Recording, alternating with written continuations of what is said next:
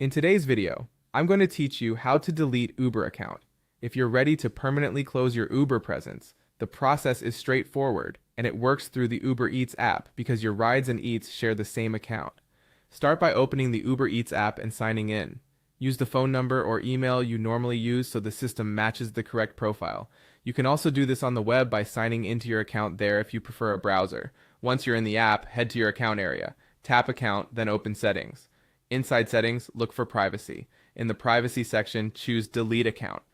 App layouts can change with updates, but the path is the same idea. Account, then Settings, then Privacy, and finally Delete Account. On the website, you'll find the account deletion option inside your account settings as well. If you use multiple Uber profiles, double check you're on the one you intend to remove. Next, Uber will ask you to verify your identity. This is a critical safeguard to prevent anyone else from closing your account without permission. You may be prompted to enter a verification code, confirm your password, or approve a check sent by email or text message. Make sure you have access to the inbox or phone number linked to your account. If a code doesn't arrive right away, give it a moment and check your spam or junk folder before requesting a new one.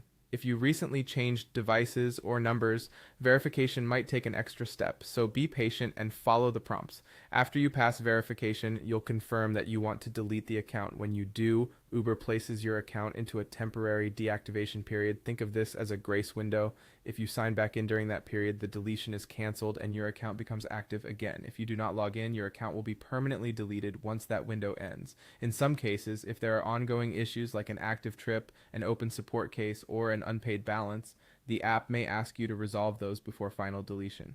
Keep in mind what this affects. Because Uber uses one profile across its services, deleting the account typically covers Uber Rides, Uber Eats, and any connected driver or delivery accounts tied to the same profile. Plan accordingly if you rely on any of those. This is also a good time to download receipts you may need for records and understand that credits, promotions, and your trip or order history may no longer be available.